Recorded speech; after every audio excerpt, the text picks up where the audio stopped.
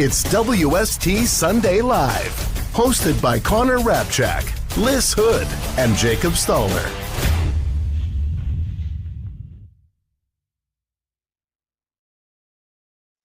Good morning, everyone, and welcome to another edition of WST Sunday Live. My name is Hrabchak.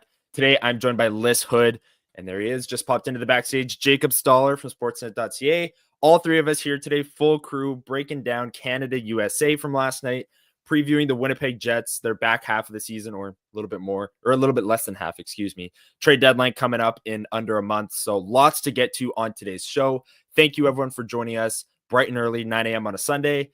Lyss, we'll start with you. How are you doing after that game last night? Why are you starting with me? I don't want to talk about it. Just kidding. I have so much I'll have to say about it, but I had so much fun watching that game last night. I have really, really enjoyed this tournament. C-Mac brought up a point in the chat before we got started that it said, "Good morning, all. Oh, I had to be there for Connor's victory lap about how great the Four Nations face-off has been and how intense the games are." When do we do it? Need to give when do we do some flowers to Connor. You were right. This tournament's been awesome, and I'm super fired up that we get to talk about it today. That was like a playoff game last night. Like straight up, that was a playoff game. 3 fights off the start, incredibly physical. Before we get into it, Jacob, how you doing? Doing good. That might be the best game I've watched in a long time. I'm going to say a long time because I don't want to say forever. I don't know. I could be missing some things here, but that was unbelievable. Crazy story, actually, I will say, is the night before, shout out to my dad and my uncle, because my dad was just at home hanging out, and he got a call from his uncle, from his brother, my uncle, who lives in Montreal, and said, I got an extra ticket to the Four Nations face-off tomorrow, if you want to come. And then next thing you know, my dad hopped on a flight to Ottawa, trained to Montreal just for the game, and I don't think he was disappointed. Like it's one of those games where I totally get that. Like it's that was a crazy game. Also, funny story. Still my buddy at my place watching the game, and I kid you not, guys, 5 minutes before puck drop, I was like, "Can they fight in this?" Because we were talking about how like he was like, "It's gonna be a bloodbath." I'm like, "Yeah, but like, can they like fight?" He was like, "I don't know." I'm like, "I don't think so." But then I was like, "Wait, it's an NHL tournament." NHL, not IIHF. Yeah, whatever. And then I got my answer threefold. Big time. You can fight 10 seconds in this tournament. Big time. I saw someone online during the day, like everyone's hyped for the game. Everyone's tweeting out like, "Oh my God, I'm so excited." I saw someone say like, there might be a fight tonight. And then when my friends and I came over and they were watching the game at my place, I was like, I could see it. Like, I don't know. Like, okay, I thought Bennett and Hrabchak, like, there's no way because they play on the same team, right? Exactly. But I thought both of those guys could fight other players. You just need to find the right, like, dance partners, if you will. But that was, look, Lyss and I were talking about it before we started the show. I'm usually anti-fight and usually anti, like, staged fight. Like, it's just all kind of like, it just kind of gets a big shrug for me. Last night did not. That was like, you throw out all the issues with fighting and you just take it for what it is. Like that was incredible. I don't know if you guys have anything else to add on the first 2 minutes of the game or first 9 seconds, I guess. Of course we do. Yeah. Of course we do. I mean, yeah, like I think it's one of those things that like me personally, maybe I'll be a little bit too much of a middleman and be like, I understand if you didn't like it. You're allowed to not have liked that. If you think it's corny, if you think it's this, that, whatever.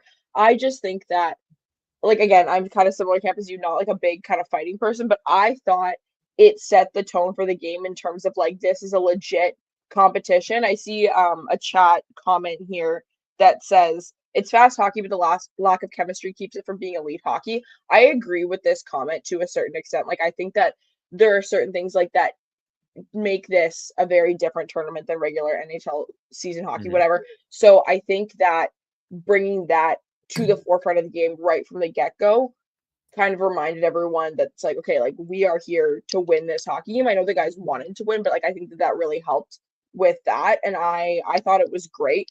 I thought the third one, I was like, okay, this is getting a little bit ridiculous, but then Colton Parayko absolutely destroyed JT Miller after not Right. even agreeing to fight to him in the first place, and I was like, okay, never mind, I love it again. And then after that, tempers continued, but they still played hockey. So I was happy with it. I thought it was a great way to start the game. And I also think that, especially in the US, this was a game that a lot of people were like, if you're trying to convince someone to watch hockey, to become a hockey fan, tell them to tune into this. I bet you they weren't disappointed. Oh my goodness. Yeah, I saw my timeline was blowing up with people who don't watch hockey, like football analysts who I follow or fantasy football analysts that I follow, like with massive followings in the US, but just never comment, never watch hockey. They were commenting on it because there was 3 fights in the first 90 seconds. And you see the comments to it be like, wait, why did the ref step in? Like they let them fight in this? Like why didn't they break it up? It's like, yeah, that's what happens in hockey. They let you fight. And shortly thereafter, and I tweeted out, I think after the first 10 minutes, that this was like the greatest hockey I was ever watching in my life, like what you said, Jacob. But you had the 3 fights, and then 5 minutes later, Connor McDavid scores like the nastiest goal one of the nastiest goals I've ever seen. Like he's just better than everyone else. And it's an international best on best game. That's what that goal was. He's faster than you. He's better than you. He's more skilled than you. And the roof blew off the Bell Center. Jacob, what did you think of that McDavid goal? Because we have no other Canada goals to talk about, unfortunately. My biggest takeaway from that absolutely disgusting goal was that, like, I think in any given game David plays, he gets maybe 3, 4, 5 rushes up the middle where he splits the D. He got one, maybe there was another one. Like that was True. a tight game, and in the one chance he had, he just absolutely roof daddies it against Hrabchak. Like that was awesome. Like that was such a good goal. I don't know. It was awesome, but I think from there, it was just a bit of a meh. Well, I think this was a game that, I put different factors. I say there is American offense, American defense, American goaltending, Canadian offense, Canadian defense, Canadian goaltending. American defense is what was the star of this game for me. This was not the most difficult game of Connor Hellebuyck's career. He was good, but I thought the American defense did a really, really good job of kind of neutralizing the Canada in the second and third period, and that makes for a game that's really intense, but not full of those Connor McDavid highlight reel goals. I thought the Americans handled the Canadians so well, especially in the back half of that game when Canada started playing maybe a bit more desperate, but the middle of the ice was not given a lot of chances up for the Canadians. I'll do my victor lap here because, Connor, I told you several times I thought that USA's defense was going to be able to neutralize Canada's offense, and you were like, "No, man, but it's like Canada's offense. They're sick. They're so good." I think that was a clinic. They're so pretty sick. That was a clinic defensively by USA. I slightly disagree with Lyss in the sense that I think that obviously Hellebuyck wasn't tested in volume, but there were spurts there, particularly the power plays, where I thought Hellebuyck stood on his head at certain points, just in if Binnington was in net, those wouldn't be stopped. And I get that's a low bar, but I more so mean you take an average goaltender. It's still a bar. It's still valid. Yeah, I'm sure we'll get to that shortly. But in terms of I don't know if anyone else noticed this. The second period opened up quite a bit, and the third as well. But the first period was just almost it was too tight from a entertainment standpoint. Every single play was being bat down or interrupted, and it was, you could appreciate it, but you're also kind of okay, let's see some skating, some moving. Open and I think that and that's particularly from the US. I think that they did a great job of getting in lanes. But I think the other part too with that, and when listed about the kind of the quadrants there, is 2 of the 3 listed, 2 to 3 quadrants, Canada was kind of clearly in the negative, if you want to go on a plus minus scale. I think their defense, there were some great moments for many people. Josh Morrissey, I thought, had a great game. Thomas Harley stood up and did a good job. Doughty, who I was chirping all game, why is he on this roster? 6 saucer pass to McDavid. If you take that compared to USA's defense, doesn't even compare. You go through every guy's performance. Goaltending doesn't even compare. Yeah. So, and even there was 2 empty net goals or whatever, or an empty net goal. Yeah. It's So 3-1. yeah, the offense, whatever, but still, like those are 2 areas where there was a significant advantage. I want to give some love though to Canada's defense, and I don't even necessarily mean their defense, like the players on their decor, like them playing defense hockey, so their forwards as well, whatever. There were 2 goals scored on Jordan Binnington. He saw both of them. Like Well, he the was line not change was getting. bad. The line change Yeah. on Okay. Fair enough. The Yeah. Larkin goal, yeah. yeah, that was a bad line change. Not taking away your pointless. I more so meant like Yeah. that was a mental lapse. Like I don't think that they they screwed up there. No, I agree. But yeah, but you're right that it's still the point still stands to a certain degree of like Canada's defense did man like I'm sorry, you have Eichel and Matthews and Hughes and all these guys out there, and the only 2 goals that came were, clear goals that Jordan Binnington would want back. The Connor McDavid goal, that's a goal that Connor Hellebuyck says, okay, What can thank do? you. Yeah. Like of course you want it back, but not to the same degree as you want the Larkin goal back and stuff. Like it's kind of just like Yeah. dang. Yeah. So I do want to give Morrissey and Harley in particular, they stepped up into larger roles than they were definitely ever anticipating. And I thought they were both really good. And we do have to mention that Cale Makar was out of this game with an illness. That changed a lot. And I will say, if there was a defenseman on the Canada's decor that I thought struggled the most, it was Devon Taves. And it's no secret that he was missing his partner and one of the elite defensemen in the NHL. And I'm not even using that as an excuse for why Canada lost. Just trying to add context to, the rest of the defense stepping up and things like that. But funny enough, the goaltending, and then we'll shift this into Connor Hellebuyck. But I was watching the game last night with all my friends. They usually just watch the Jets. They don't watch the rest of the NHL. They're Jets fans. And we're watching the game, and we're about halfway through the second period. And one of my friends goes like, seems like Binnington is just like all over the place. Like maybe I just watched Hellebuyck, but I just feel like Binnington's all over the place. I was like, yes, you're 100% correct. Like Connor Hellebuyck is big and boring. He's not flashy. He doesn't move.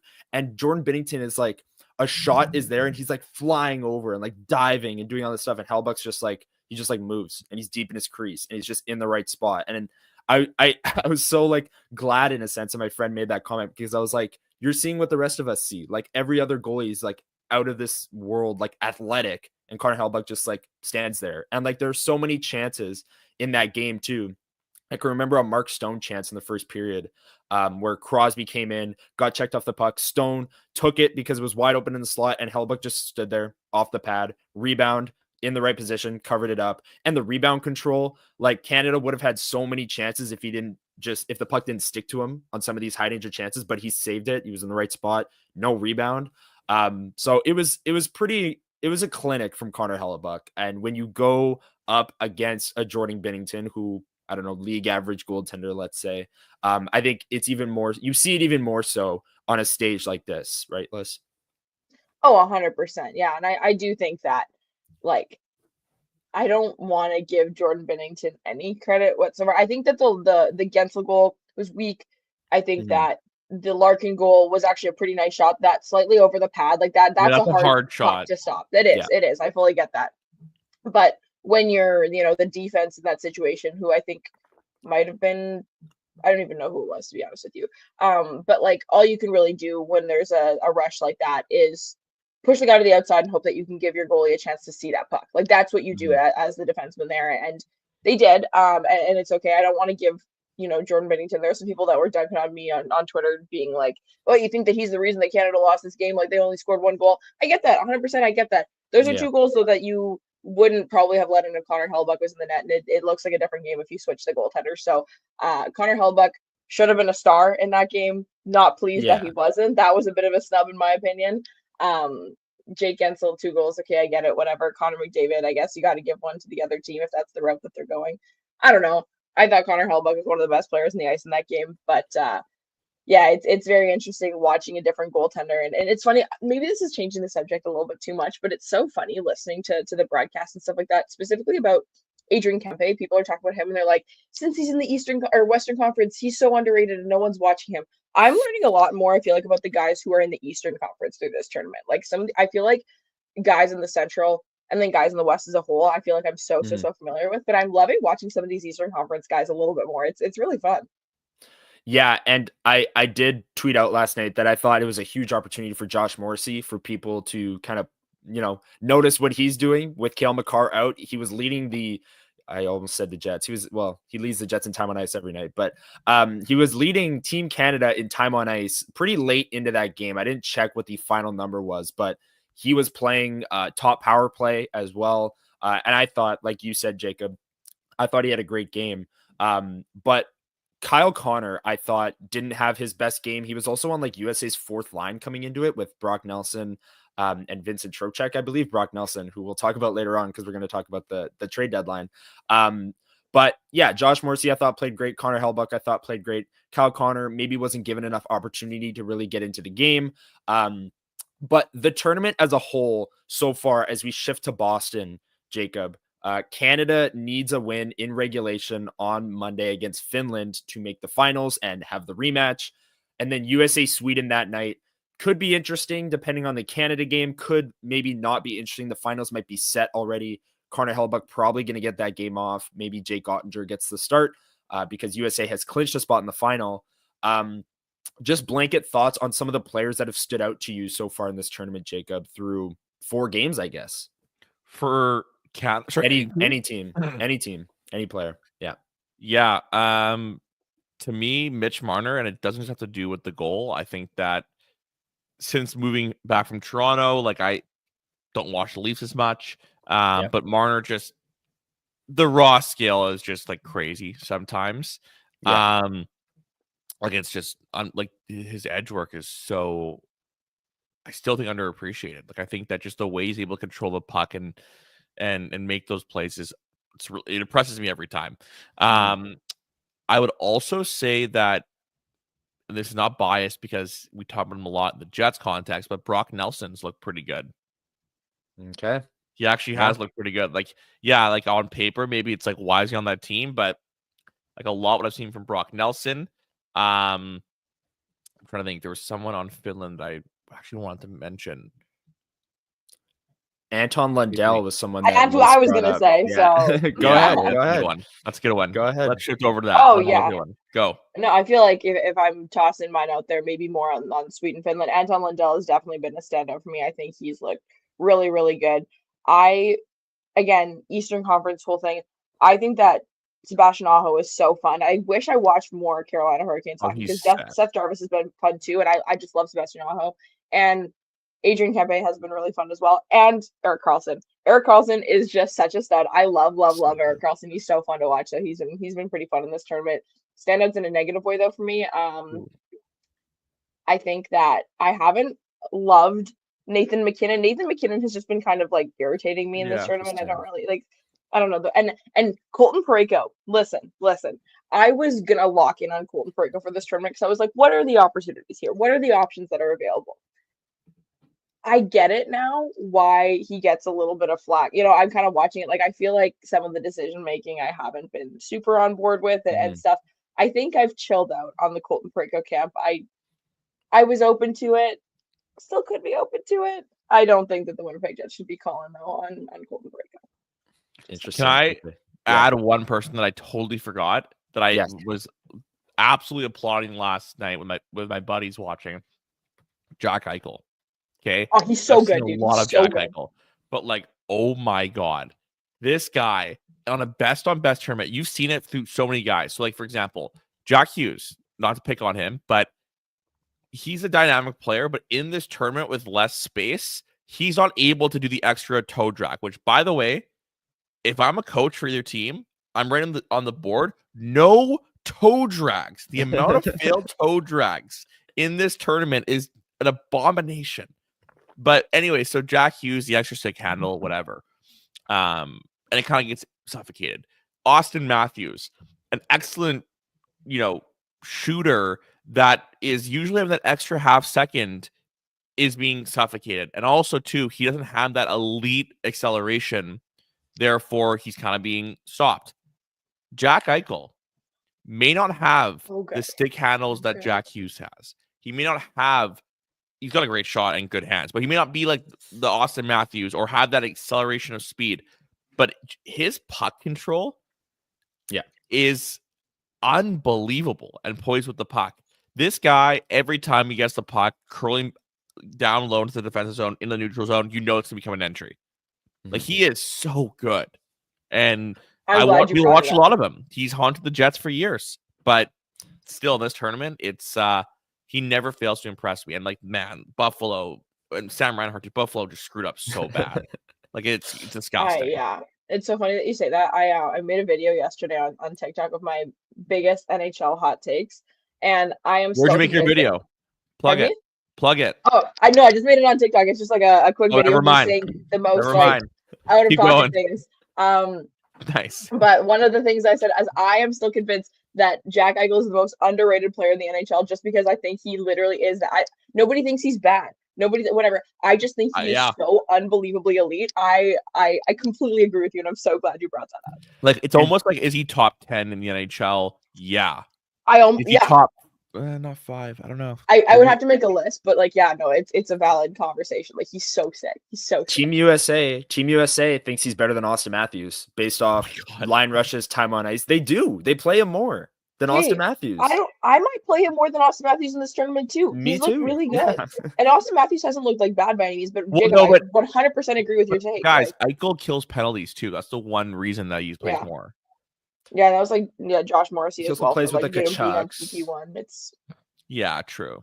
It's just interesting to see though what kinds of players have really shone in this tournament, because you're totally right that like the speed of this particular tournament like is huge, and guys who play with a little bit more pace I think have a leg up, but guys who rely on having too much space I think are not showing their best. Like, Brady Tkachuk is having a great tournament. He's a guy who plays really well in tight spaces and stuff like that. Like, I think it's really interesting to watch who's kind of, it's not a long enough sample. They haven't spent enough time together to really, there are people in the chat asking, Danica was asking the chat if this is going to have a stock in Hellebuck's Vezina/Hart campaign, if people are going to pay attention to this tournament for that.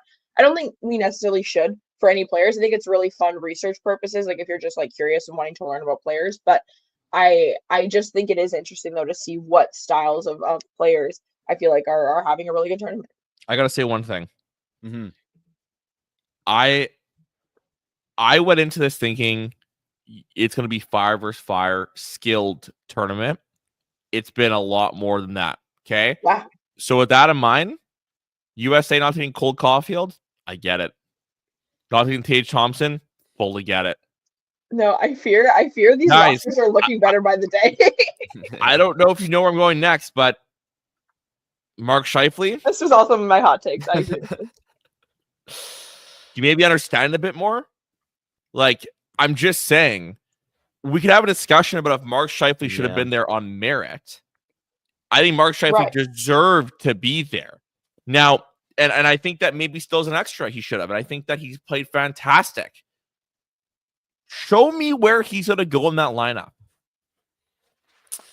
And I don't mean it as a slight to Mark Scheifele. I want to be the most crystal clear here. I'm just saying, you watch how that game went. You watch how much that was a matchup game, physical. It was very much about line matching as well. Mm-hmm. At every chance Cooper could, he was trying to get certain guys out against there. You saw it, and it was a very big part. Where is Scheifele going? Yeah, don't understand. I a role tournament. You need like role players. This isn't a skill competition. This is absolute warfare. I get why Seth Jarvis made it over other people that maybe were like, oh wait, why did, or the one argument too, it's like, why isn't Zach Hyman there? Like, I'm here for that, I guess, but like I'm saying, Scheifele over Reinhart. People are saying Reinhart. He's been rough. But yeah, I don't agree with that take. But I completely understand. Like, they are running a top 6, bottom 6. Like, you have Pesky. Like, I am so obsessed with the Marchand Point Jarvis line. Like, that line, Mark Scheifele doesn't fit the style of that line, and that line is so important. They changed it last game. They changed it. Yeah. Because Konechny was playing with Hagel and Cirelli in the first game. Like that. They are playing a very, very different style of hockey from what Mark Scheifele would play. It's the sort of thing where it's kind of like the Brad Lamberts of the world, if you want to talk about it. It's like, if you want him to succeed in the Winnipeg Jets, like, you don't really want to bring him in and play him on your fourth line. It's the Nick Patan or whatever you want to call it. Like, Mark Scheifele's not a guy that I would want in the bottom 6 of this team.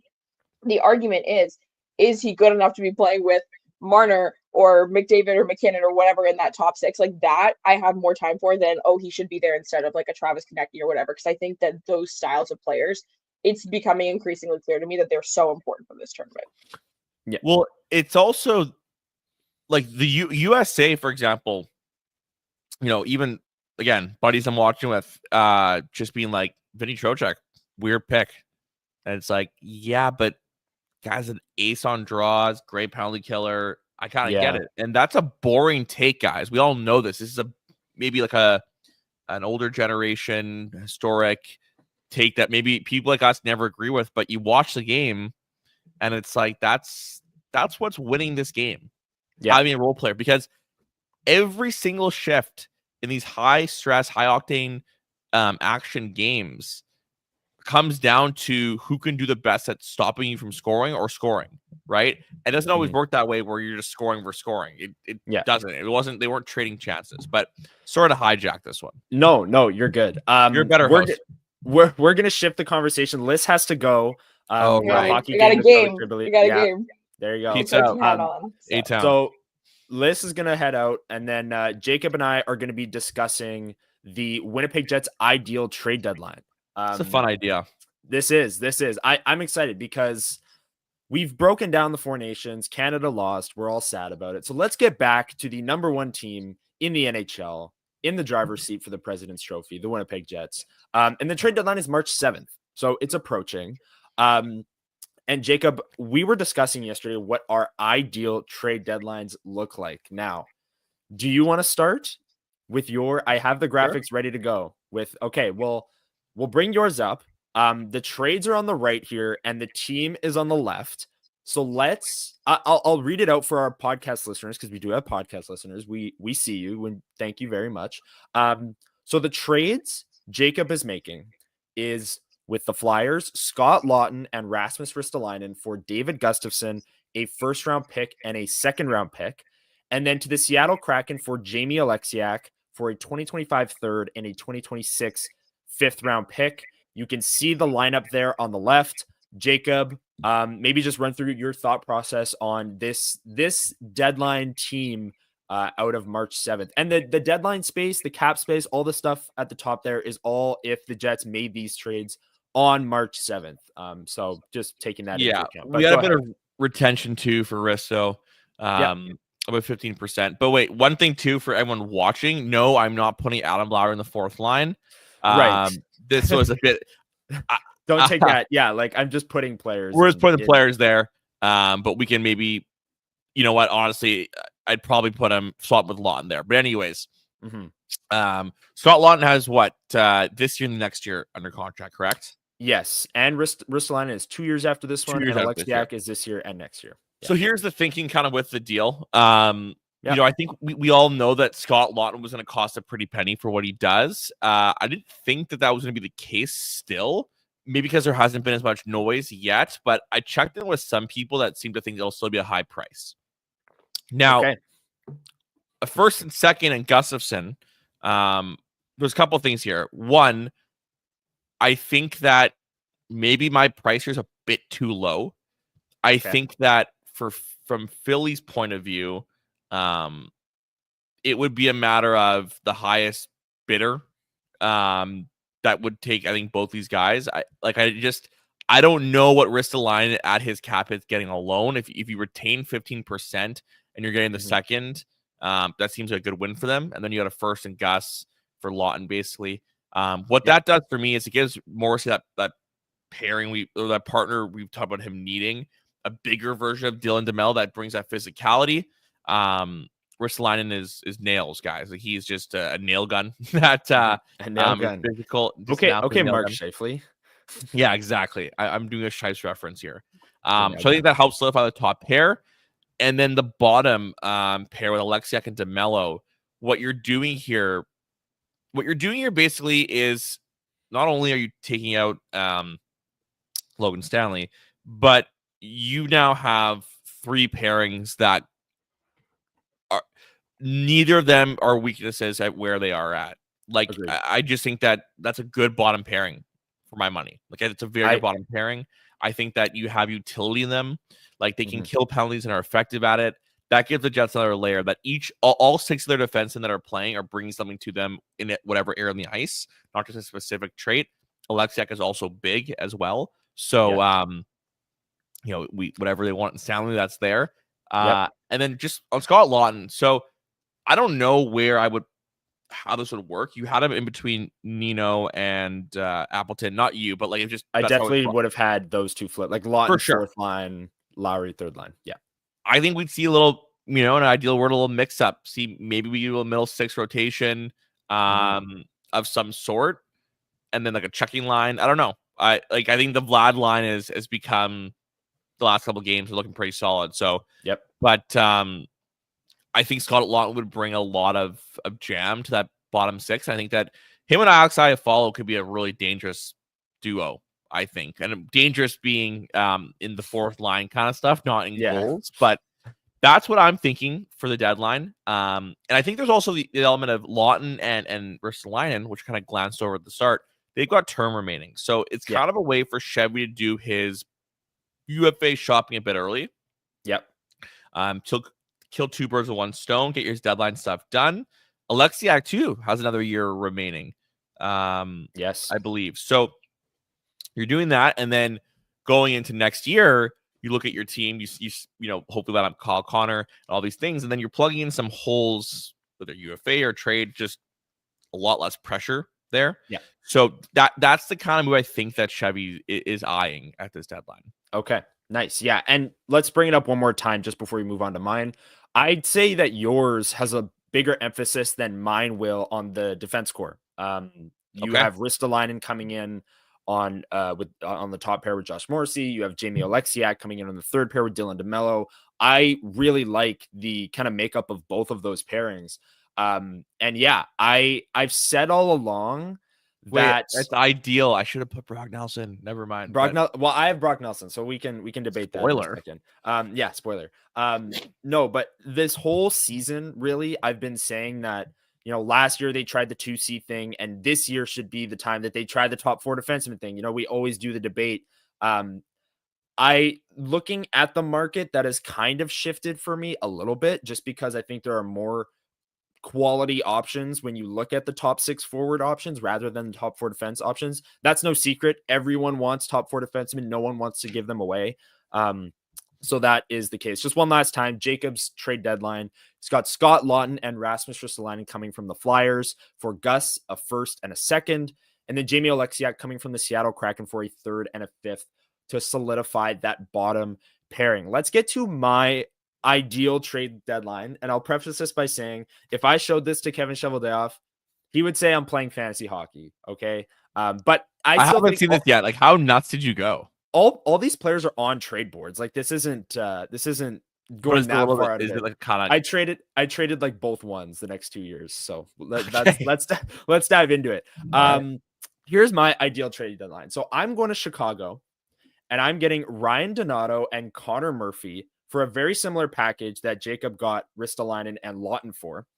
And that is David Gustafson. I threw Ville Heinola in there, a 2026 second rounder and a 2026 first. So you're getting 2 players there. Donato, again, another middle 6 option. I have him on the 4th line there, but gives you a lot more options where you can put him up and down the lineup. And then I'm going to the New York Islanders and getting Brock Nelson. And I use the exact package that Frank Saravalli used in his most recent article for Daily Faceoff. He kind of estimated the value of Brock Nelson, and he put Rasmus Kupari, this year's first and this year's third. So I'm trading both firsts. I'm getting Brock Nelson as the 2C, who is a rental. I'm getting Ryan Donato as a middle 6 scoring option. He's got 19 goals so far this year as another scoring option. And then I'm getting Connor Murphy to solidify kind of the right side of that defense core. I have him up there with Josh Morrissey. He's very much similar to Ristolainen in the sense that he's a 6'4", 212, 210, 215 pound defenseman who kills penalties, physical. He's under contract for this year and next, so he is not a rental. Donato and Nelson are. But yeah, that is my roster. I'm trading both ones. And like I said, I think if Kevin Cheveldayoff saw that roster, he'd say I'm playing fantasy hockey, but Jacob, your thoughts. Wait, can you put it back up? I'll put it back up. Let's do it. Yeah. Yeah. Okay, cool. So the one thing I'll say is like, I don't know. I don't know how the Jets are giving up that much for Donato and Murphy. Like that part. Well, Murphy's under contract for next year as well. Yeah, but like, man, is that too much? Too much? Maybe a little bit. Okay. I don't know if Chevy thinks you're doing fancy hockey. I think he'll probably just be like, I don't like, you're just stealing from me. Like, why am I giving all this stuff away? That's my only. So I'm giving up too much. My worry with all of these all the time is always that we're underselling. So yeah, like I'm actually okay with you saying that I'm giving up too much, because my worry is always like, oh, there's no way Chicago would do that deal. You know, I wonder if historically we're overselling, because don't you ever think how like leading up to the deadline, and we all know how this happens, right? With teams and leveraging their assets in the public sphere. Yeah, the price is always higher. So like I respect this sort of look from you. The Chicago trade, the one thing I would say, my only critique, also, I'm sorry if I'm being ruthless here. No, my opinion. Pick it apart. I love you, man. But don't know if they need Heinola Chicago. They got a lot of. They just got rid of Isaac Phillips to Winnipeg because they don't really need that. So that's the one thing. True. The question I have for you is, but what I do like about this trade, sort of, is technically 2 roster players, because if they're adding guys, they need to subtract. Right. But in a situation where maybe instead of a pick, they do a prospect, who do you think? We're doing this on the fly. I'm kind of tinkering with the Chicago deal. Who's a middle tier prospect that they're giving up in a deal like that? In place of like Ville Heinola, if you're saying like they like, is Colby Barlow a mid tier prospect? Or would that be too much? Again? I would think that he probably is league wide view. I don't know. Maybe not. I don't know. Yeah. Maybe Chaz Lucius is hurt again. I see some people saying it in chat. Yeah. So I don't know. I'd maybe say Chaz Lucius there before, like pre-injury. Or if he got hurt tomorrow, I would have said like, Chaz. A reclamation project, a player who, if he could stay healthy, skilled. Yeah.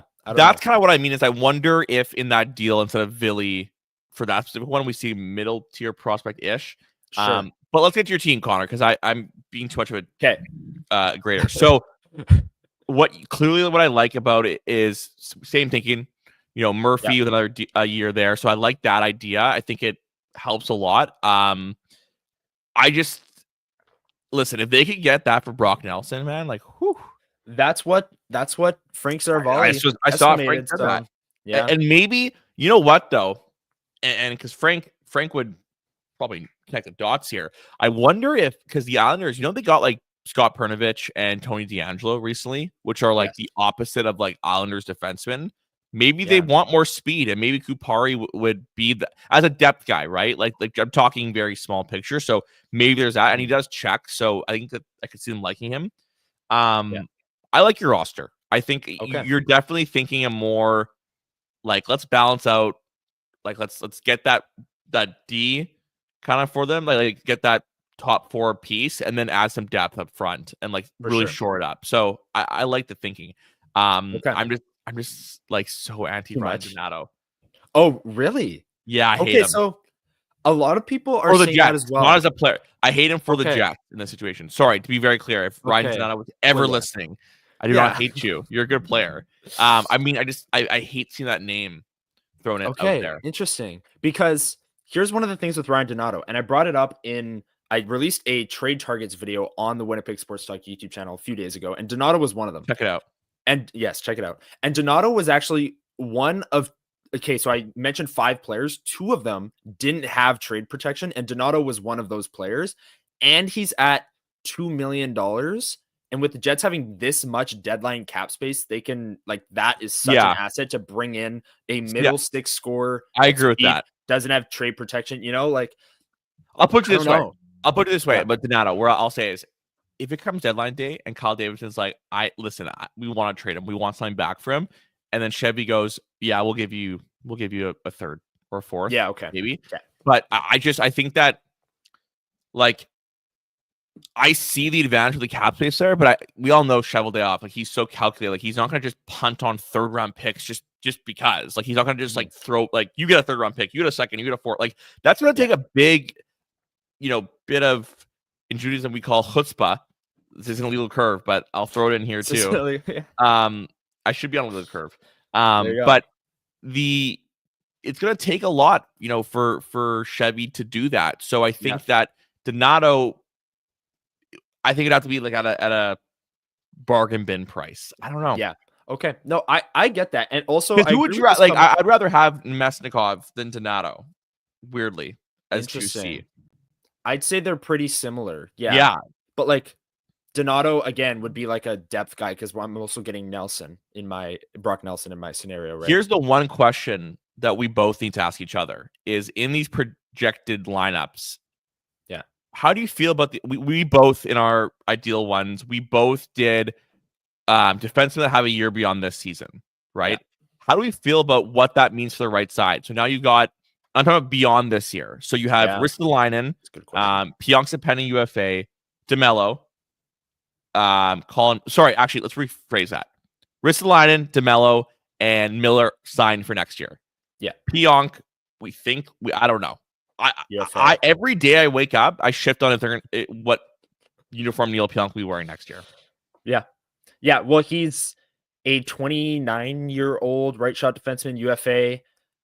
I don't know. I'm constantly flipping as well. If they bring back or if they trade for bring back, I'm talking like he's already on the team. Our ideal trade deadline just happened. No, if they traded for Rasmus Ristolainen, who is under contract for this season and 2 more, right? Or is it 1 more? It's 2 more? 2 more after this year. 2 more, yeah.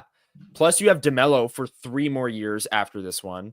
Plus you have Colin Miller under contract. Plus Elias Salomonson's a right shot defenseman who I think you'd hope it would make the Jets in the next 3 years with like the Dylan DeMello contract. Like he's going to be in there in play at some point, right? So I don't know. If they traded for a right shot defenseman with term, I would think that means that Neil Pionk is not coming back, if that was the question you were asking. See, and I was kind of leading with that. Yeah. What I'm trying to say too, and sorry, I'm just calculating this on the fly. Yeah. Okay. So here's the thing too. Like, if they got Risto at at 4.6 or whatever the retention was, cap going up, inflation, like that's he's a decent player too, a very movable contract. The DeMello one, not so much. I would say is like an easily movable deal. So because you have to feel that way too, right? Like you need, the Jets don't necessarily always do it, but you have to operate in the assumption that what can we move, what can't we? So I hear you. I just think that my hesitation is like you've got, Ristolainen, who isn't really offensive, like a play driver, the same way. DeMello, same story. Colin Miller is obviously a 3rd pairing defenseman. Salomonson's an enigma as to what he'll be. So that's the worry, right? You hope that, with Pionk, but yeah, I think again, it's a bit down the road, but I do think that those things are being considered now, like in terms of their deadline. I agree. And I wanted to bring up this comment from Rick saying if you're sending out 2 first-round picks, you need term back. I will say that is the flaw, I would say, with my roster. I'm trading for 2 rentals but Brock Nelson's an impact player. He is, but he's a rental. But I think but guys, that's the nature of the game here. Like, I guess, but Brock Nelson's the kind of guy you get if you're like, I want to win a cup this year. And guess what? The Jets are all in on winning a cup this year. That is not the detriment of their future plans to, excess. Mm-hmm. But you like everyone in the organization is on the same page. We're winning. We want to win a cup this year. Yeah, that's true. And you try to find Nelson after this year, obviously. Close to home. Closer. His hometown is closer to Winnipeg considerably than Minneapolis. Jeez. And he's from Warroad, Minnesota. Yeah, if I have that correct. It's going to be interesting. Is there anyone out there on trade boards, Jacob? I know you had the the report this week that Jared McCann might be made available by the Seattle Kraken ahead of the deadline. He has trade protection. Yes. So And that Elliot might be a said hold too, up. just one thing to clarify, Elliot came out and reported, which is true. Like I said, he could be made available. But as Elliot mentioned on 32 Thoughts, he thinks that's more regarding teams coming forth to Seattle. But I do believe Seattle would list. Like, I don't think Seattle's shopping him, but they could make it. Like if they get an offer they like, absolutely. And this has been dating back a couple weeks that I've been hearing this. So nice. Okay. Well, is there any other players out there that we didn't mention? I mean, obviously Jared McCann. I don't think we really have to discuss that because he would be an incredible addition. He'd be a top 6 forward. He's under contract for this year and 2 more years after this one at $5 million, 40 goal scorer a few years ago. Like he's going to bring in a huge haul if he does get moved. Is there any other players out there that you're seeing on trade boards that maybe interest you from a Jets perspective that maybe we didn't mention on our teams here or anything of that nature? can I be honest with you, man? No. Yeah, really? Like I don't know what's gonna happen. Like I say that in the sense of I have gone on like Puckpedia. I filtered like for guys that have 1 to 3 years of contract left and no trade protection, limited trade protection, and I'm just struggling to. Oh, sorry, I do have one. Oh my god, train of thought. I do have one. We're good. We're good. Look at that. My ADHD live in action. I don't know if he's on trade boards. I think he is, but Morgan Geekie. Boston. So Morgan Geekie, good Manitoba boy. Morgan Geekie could be a really good middle 6 piece that, if you want a different look in the 2C, you have him there. If you want to add more jam in the bottom 6, he can do that as well. He's got 17 goals or something like that. He's on pace for 25 goals this year. Something crazy. Wow. Good player. He's got a lot of versatility, and I think you put him anywhere. So I like him, but that was the only one really that I was like kind of into. I toyed with the Braden Shen idea for a day, but then I'm like, no, that doesn't make sense here. No, there's too much. There's just too much term. There's too much. A lot of stuff. Yeah. Geeky and Carlo, both on Boston, both would fill needs for the Winnipeg Jets. If Boston were to sell, I'd be all over both of those. I don't know. It's really interesting because you hear the Paul Stastny thing get mentioned all the time, right? It's like Paul Stastny wasn't on trade boards, and then the Blues started to fall out of it, so they traded him to I've the even Jets. looked for those situations. Right, and it's like, I don't know. I think we are headed towards a Stastny situation where we don't see it coming, but also going back to the comment earlier from Rick, I'd like to see the Jets bring in someone with term as well, if possible, right? Like obviously those players are going to command a bigger haul because they have term on their contract. But I've said it to you off air, the Jets' best chance to win a cup in the next 10 years, 15 years is going to come in these first 3 years of Scheifele and Hellebuck's contract. Like once those guys are 36, 37, and you're still paying them $8.5 million, that's not going to be your best chance. So to trade for someone like a Jared McCann, Rasmus Ristolainen, who has this year and the next 2 years cost controlled, will be here for all 3 of these playoff runs. Ryan O'Reilly, right? Like if he were to get moved from Nashville, players that are cost controlled under contract for the next 2 years, I think would be great. I just don't think those players are ever really truly available. That's why I didn't include them in my ideal trade deadline. I didn't trade for Ryan O'Reilly and Jared McCann and Rasmus Ristolainen because they all have term. Those players, like teams are a lot less willing to move off of because of that cost control. Like Nashville just spent so much money. You're telling me they don't want Ryan O'Reilly for the next 3 years. They're trying to win now, even though Ryan O'Reilly's a pipe dream. Like Elliot Freeman said about how they're going to treat him like he has trade protection. So if he wants to go anywhere, and someone asked him afterwards, and he said he's not really any rush to leave. So he's at the end of his career. He's in Nashville. He's having a good time. He's won a cup already. Yeah, he's won a cup. He's fine. He's good. Yeah, I don't know. Is there anything else trade deadline wise that you wanted to mention before we move on, Jacob? No. I mean, today. We've covered all angles there, I think. Yeah, I agree. We will keep updating this too. Like maybe in a week or so, or in 2 weeks, we will bring back another ideal trade deadline or bring up names, of course, that the Jets are linked to, things of that nature. So maybe the week before we'll get into, once names are off the board, we'll do like a realistic one or something. Realistic and an ideal. We'll do both. Yeah. I like that. That'll be fun. Okay, well, stay tuned for that. WST Sunday Live, to hit the like button, hit the notification bell so you know when we go live every single Sunday. But now, Jacob, it's time for trending up, trending down. And we are going to go league-wide with this because the Winnipeg Jets obviously are not playing. There are only 3 players playing currently in the tournament. So we are going to go through the entire Four Nations tournament, and you can pick anyone that is trending up or trending down.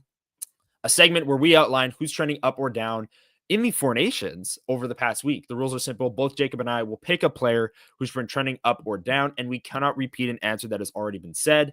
We also cannot repeat any answer that was said last week. The only player that we said last week that we would be able to repeat was when I said Connor Hellebuyck was trending down, and clearly that did not go very well for the last couple of games. But anyways, those players are off the board. All of you who have joined us here live on YouTube, hit the chat room, hit the like button. Let us know your picks for trending up, trending down. So Jacob, you have the whole Four Nations tournament to go from. Who's trending up for you? Sidney Crosby. Really? The kid. Oh yeah. I mean, we've forgotten about him, I think, league-wide. Okay, on Wednesday he was great. Last night he was all right. Wasn't amazing. It's a good pick, though. I'm going to go for the vibes here. I like it. I think the hockey community is sort of at the point where it's like, you know what? We're going to miss this guy. Sooner than we really thought. And it's awesome seeing him in Maple Leaf. That's maybe more so what I mean. I do agree with you. He was brilliant on Wednesday or whatever night it was. Thursday. Yeah, Wednesday. Yeah. Wednesday. Wasn't as great in this game. But I don't know. I don't know about you guys. I think if you're born, I was born in 99, you were born in what, 02, 01?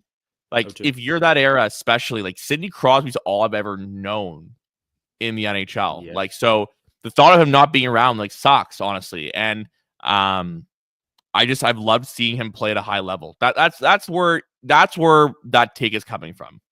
I like it. Yeah, it was awesome seeing him play last night. Even when Canada had some icings and some favorable matchups, they would go to the Crosby, McDavid, McKinnon. It didn't result in anything from those 3, but just seeing those 3 on the same line on the ice together is so much fun. I'm going to say Thomas Harley trending up. I thought with Cale Makar out, I was not expecting him to come in and be Canada's maybe second best defenseman in that game. I thought he played better than Sanheim, Taves, Parayko. I thought Morrissey was still Team Canada's best defenseman. He was moving the puck really well, really efficient in his own zone, breaking up plays. So I'll give that to Josh Morrissey. I thought he rose to the occasion. But Thomas Harley, I think, was comfortably number 2. So yeah, I'm going to say trending up. He was really, really good. And if Cale Makar's back on Monday, Harley should stay in for Sanheim. I agree. Yeah. 100%. Yeah. Trending down. Who you got for, anyone on Finland? Maybe UC Saros? No, maybe Austin Matthews a little bit. Okay. Yeah. I just didn't notice it the same way as maybe you would have thought as a top 5 player in the world. I think it's hard to kind of ISO mode and shoot in this way, but he hasn't been the game breaker for me, and least one of the least noticeable players on US's forward core, in my opinion, at least when it matters most. Yeah. I'm going to take Sam Reinhart trending down. A lot of people in chat are saying, he didn't show up, and I got to agree. He's playing with Connor McDavid and Mitch Marner on that top line. Yeah. I said to you before the tournament started, that's the top line I would have run just off of stylistic.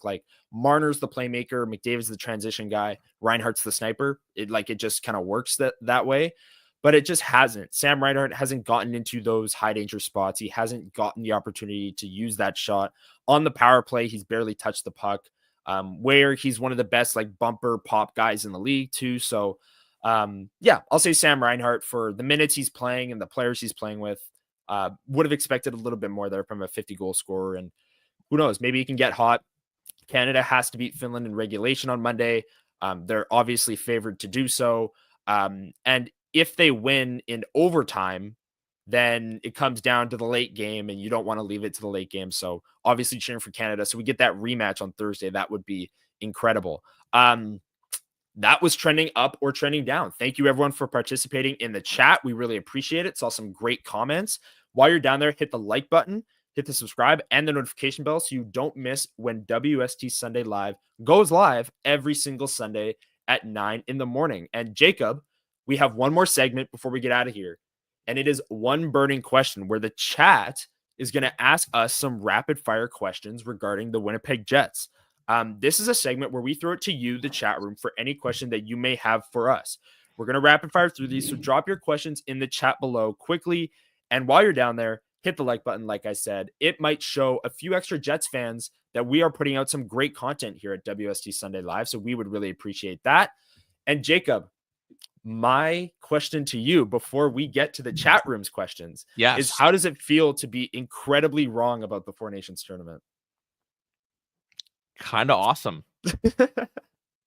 Great. Yeah, that was my question. I just wanted to know. Yeah. It does feel good. It doesn't feel bad. I just like, I was so wrong, dude. You were so right. And I'm here for it. Like it's awesome. It's great. It's incredible too. Like it's awesome. It's almost like this was going to be the case the whole time. Yeah. It's almost as if players were always going to care. Who would have thought? Glorified All-Star game got thrown out the window on Wednesday. Last night was hilarious. I was the biggest Four Nations fan. You know it. I literally said I was 12 out of 10 excited. It's going to be incredible hockey. I couldn't have predicted that at all. What happened last night, the first 10 minutes of that game. That was like incredible. That was a playoff game, playoff atmosphere. Like, oh, that was incredible. And I really hope we get a rematch in Boston on Thursday. Boston will not be as loud as the Bell Center was, just because the Bell Center is incredible. But I do think too, I will say, I'm not getting political at all here, but the tensions between the countries outside has helped make this awesome. Because there is something even there. Like I believe, Hrabchak was saying like it was 8 years in the making and it was all these things. And that's true. But I think that for USA, it's like they have this us against the world mentality because they're just being heckled like crazy. Canada's, pissed off at the Americans, I think, because they're becoming so good. Like they're becoming the powerhouse, and Canada wants to be that. So it's made for an unbelievable rivalry on that front. Yeah. I read some comments yesterday too that like anytime a sporting matchup between two countries is politically charged, it just gets taken to the next level. So, and that was on full display last night, as people know. Again, we don't have to dive into that. But let's get into some of the questions from the chat. Thank you everyone for firing these in. Rapid fire. Will the hockey world get tired of these tournaments if they're happening every 2 years? I will not. Jacob? I have time for that take. I think like it won't be as special. Yeah, it was definitely more special, or this tournament is, and last night was because it's been so long. It's been 9 years. Let's see how the PA feels about. Like I think that. Listen, no, I think that they'll have best on best, but I wonder if down the road there's something negotiated where it's every 3 or 4 years. I don't know. Just like. The best players in the world don't get a break. They have to go back into game 7 type adrenaline and go back to the regular season. It's kind of a flawed process, but as a result, it makes her a better prod because we're mid-year. So I think I'll put it this way, Dark Skater. I think that it'll become a lot less special. Yeah, I can agree with that. It'll still be awesome. And like hopeless the Olympics, Connor. Everything you just optimist. Next year the Olympics are in Italy. We're gonna have to be like waking up at like 3 a.m. to watch these games, and I'll be there. Well, Hellebuyck tried to play the next game anyways. It wouldn't shock me, but since they've clinched the final, I can't see it. I think it'll be Ottinger. Also, Jacob, we know Connor Hellebuyck is better in rhythm with a lot of shots. If you're a Canada fan, like all of us are, or like I am, like a big Canada fan, I would want to see Ottinger play Monday, not only for Hellebuyck to get the rest. I gotta be honest, I clicked the thing on my laptop that does Siri. I don't know the last 4 seconds of what you just said. Can you repeat that? Yeah, I'll restart. Okay, yeah. If Connor Hellebuyck doesn't play Monday, and this might be insane cope, But we know that Connor Hellebuyck is better in rhythm, better with more shots. Not only do I not want to see Connor Hellebuyck play Monday because I just don't want to see him play for a literally meaningless game. Like that got thrown out around this tournament, but this one's actually meaningless because USA is already in the final. But if I'm cheering for Canada, I want Connor Hellebuyck to have a week off before this game. He's better in rhythm. He's better with a lot of shots. No? Is that too I think you're optimistic? undermining fatigue and where we are in a season. I don't know, play him a period. I don't know if he really needs it. Like this is I don't know. I don't know. I get that, but like the notion that this guy's only good when his body's under immense duress is a little crazy to me. Like I think that fair. Let's also take a step back and realize what we're talking about right now. I think he should not be playing this meaningless game because not only injury, but let's say he doesn't play, like just play someone else. Yeah, they'll play Ottinger. They will. I assume they'll rest Matthew Tkachuk because of his lower body injury. Though he's fine. I would assume. I think that they'll be careful. They won't be laying out every person, I'm sure. Yeah, right. Do the Jets trade for Trent Frederick to get some team toughness? If not, do they find someone else? Frederick has popped up on some trade boards. Yeah. Obviously, the David Gustafson fight earlier in the year. Doesn't matter. Okay, I was going to ask you that. Like with Jake Evans and the Mark Scheifele totally different. Okay. Apples and oranges. When Trent Frederick came out, who did this, we asked Lowry about it. None of them crapped on Frederick. That is true. They called him. They said that he played. They said that, and I asked Larry, I think you're in the scrum with me. I said, whose fault is it? Gustafson or Frederick? They said it's kind of 50-50. Gustafson shouldn't challenge Frederick there. So I think that the anger there in that game from the Jets, like management perspective, was probably a Joe Sacco for starting that line and that angle. But I like Lowry and them, they felt for Gus totally, but they didn't think Frederick did anything wrong. So I don't think that matters at all. And I don't think I don't think David Gustafson would hold a grudge at all. I think he probably looks at it as like, I shouldn't have fought, but I think Trent Frederick would be fine. I don't know. I hear that. I know I'm rambling, but I hear Trent Frederick and it's like, it's kind of like Scott Lawton. So I'm fine with either. But I feel like Frederick's going to just cost more. Yeah. I don't know. Something tells me that. Okay. Interesting. C-Mac, is this the last time we see Crosby in a Team Canada jersey? No. I don't think so. Next year's Olympics. He'll be there. The 2028 World Cup gets interesting, I think. He'd be 39. Dude, older. 40? How old is Sid right now? Isn't he 37 right now? I could be wrong. So right. So 2 years from now. It's 2025. So that's 3 years from now, right? Oh, I guess. Yeah. He'd be 40. Yeah. Right. I forgot about the gap. Sorry. I forgot that it goes 2025 right now, 2026 Olympics, then a year off. He'd be 40 and a half. Put it that way. So that one is dicey, but to answer C-Mac's question, I don't think it's the last time we see him in a jersey. Kind of jersey. Yeah. I think we see him in the Olympics next year. And then if Canada like wins gold at the Olympics, that might be like, right off into the sunset type of thing for him. But he has only 2 years left on his NHL contract too. So maybe he's looking at retiring after that. I think it's after this year. Could be wrong on that. It might be 1 year. No, it might be 2. I don't know. 2. Anyways, 2. 2. You're actually totally right. Yeah. Okay. So after that, he might. It'd be kind of Hockey Canada asked them to bring him as an extra, even if he doesn't.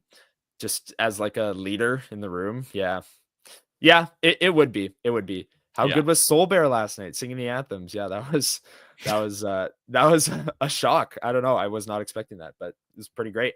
That was one burning question. Thank you to the chat room for dropping your questions down below here on WST Sunday Live. And like I've said a few times already, hit the like button. We would really appreciate it. Helps YouTube know that we are putting out some great content on the Winnipeg Sports Talk YouTube channel. Jacob, anything else that you want to bring up before we wrap today's show? On the spot. I don't know. Yeah. Kind of like, I'll ask you a question. Sure. Is it just me or is it kind of like this? You almost detached from the Jets season. Like Yes. it's just a whole different perspective and way of, like, we're in the trenches of the grind of like the season and stuff. And like, this is kind of a different change of pace. And I'm sure the players find it the same, but it's like, it's crazy that there's a week until the Jets play again. Like, that's just insane to me. Yeah. Yeah. It's wild. And I was thinking last night, actually, as I often do, about the Winnipeg Jets. And I was thinking, like, it's wild that we are gearing up for Canada USA at the Bell Center. In a week from today, the Jets will just be playing like a measly Saturday road game. I know it'll be hard for us to stay invested. I think. I mean, we are, like, the deadline's about under 3 weeks away, so it's gonna rev up. Like, we're right there. Yeah, for sure. But that's just my thought. But let's enjoy this while we can. Yeah, and it has been so enjoyable so far. Watching the game tomorrow, Finland at noon, Canada-Finland in Boston. And then the late game, which I believe us three, WST Sunday Live crew, will be watching the game together, USA-Sweden, at 7 o'clock. And then the finals are Thursday. And if Canada's in it, Josh Morrissey against Kyle Connor and Connor Hellebuck. So that would be super fun to watch. And then we'll get right back to Jets coverage next Sunday, because on next Sunday's episode, we'll talk about the finals of the Four Nations. We'll talk about the Jets and the Blues playing on Saturday night at 6 o'clock as the Jets get back into the swing of things, and preview the upcoming week where the Winnipeg Jets get fully back into the swing of things. They have a game Monday night against the Sharks on Prime coming out of that break too. So lots of Jets topics for us to get to next episode. Make sure you join us then. Jacob, thanks for joining us. Lyss, of course, for the first half an hour. Winnipeg Sports Talk Sunday Live. Thanks for watching, folks. And we will see you next Sunday. Go Canada tomorrow. Hope to see that rematch on Thursday. And we'll see you all next Sunday. Peace.